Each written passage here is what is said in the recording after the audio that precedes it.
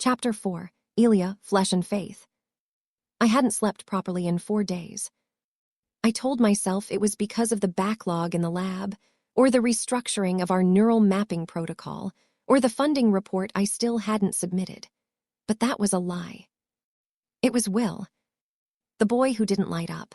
My boy, the boy with a brain too quiet, the one who shouldn't exist. I stared at his scan for the 100th time, chasing threads of reason that dissolved the moment I touched them. Neural imaging doesn't lie. The entire baseline of human cognition for the last several decades, hell, centuries, has included the same filamentary echoes, the same golden afterglow across regions of the brain that shouldn't talk to each other but somehow do. They told us it was a glial anomaly, a side effect of high-level consciousness. Some even whispered it was the soul, light caught in the folds of gray matter. But that explanation didn't sit right with me. But now I had a living, breathing counterexample who made spaghetti in the microwave and flinched at sirens and blinked rapidly 5 times when he was masking overstimulation. Will was my boy, real, whole, beautiful, and smart. Yet somehow he was wrong. And I didn't know what to do with him. I took the long route home from the lab, walking instead of driving in an effort to dump the nervous energy. My legs were aching by the time I passed St. Augustine's Chapel, a small stone church wedged between a family-owned pharmacy and a failing laundromat. The doors were open, not just unlocked, open like a wound. I wasn't religious.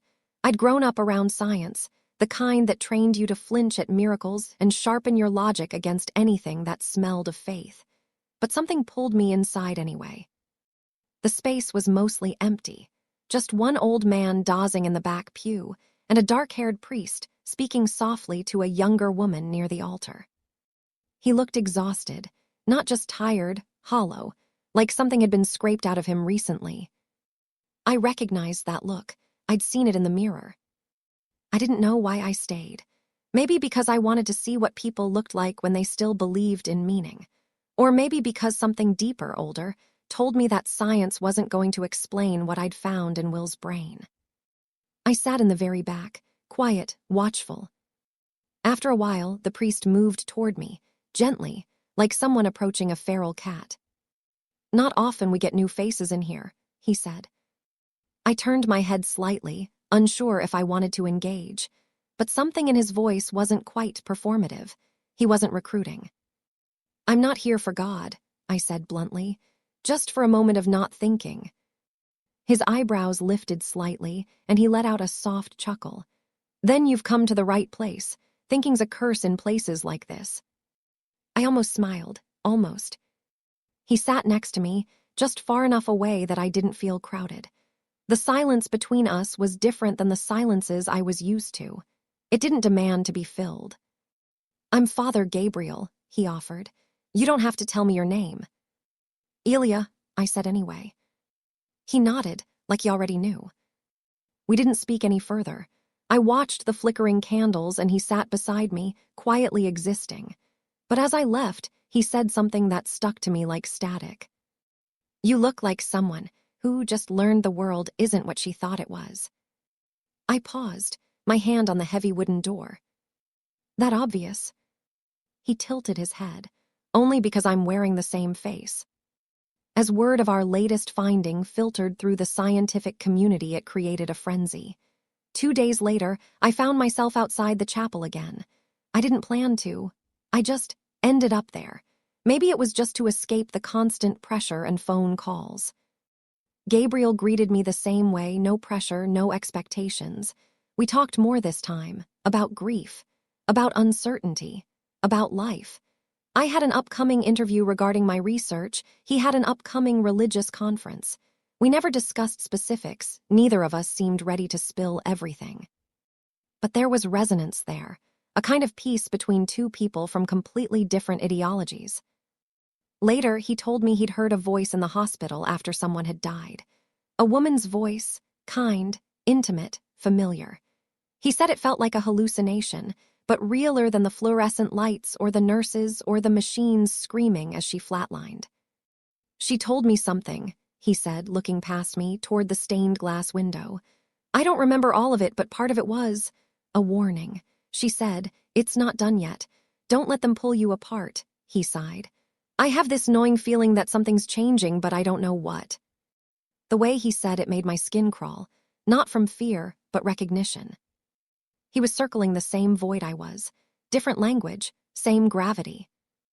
And I had the scans to prove it. I didn't tell him about Will, not yet. I wasn't sure how.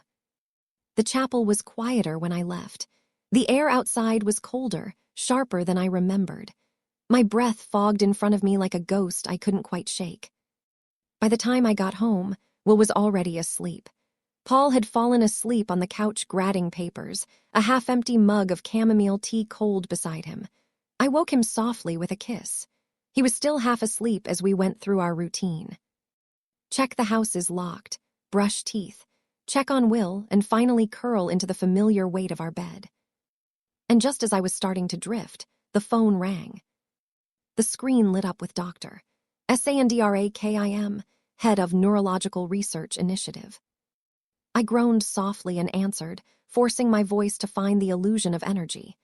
"Hey, Sandra, everything okay?" She launched in without pleasantries. "More than okay.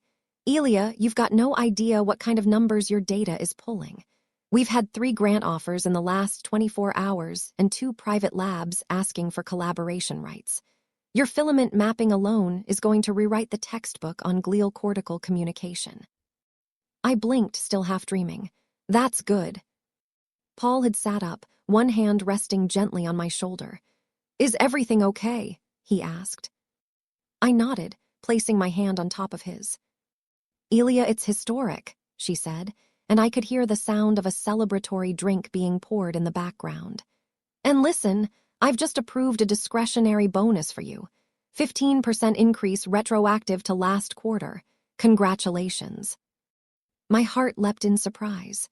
The money, the praise, the opportunity, it all felt like someone else's reward, placed carefully in my hands like a foreign object. But I couldn't deny the financial reward would be helpful. Paul and I had been saving for the court fees to adopt Will. I nodded. "Thank you, Sanda." "There's more," she continued. "We've had a media request. Reel 1, prime slot, national science broadcast. The Human Signal with Miles Grant. You'd be doing a segment, 7 to 10 minutes, talking about the discovery, the implications, the future." I sat up, fully awake now. "Wait, no, Sandra, I'm not." "Elia, breathe," she said, already laughing. "You won't be alone. They'll prep you. They'll feed you softballs. You're not being thrown into a debate stage. This is a showcase. They want to make you the face of the research." "I don't want to be the face," I said, trying to keep the rising heat out of my voice. "You know I'm not a PR puppet. This isn't my..." But my voice was cut off. Not because I ran out of things to say, because my lips, my own lips, moved again and said, "Actually, yes, I'd be honored." There was a pause on the other end, a brief second where even Sandra seemed taken aback by how smoothly I'd switched my tone.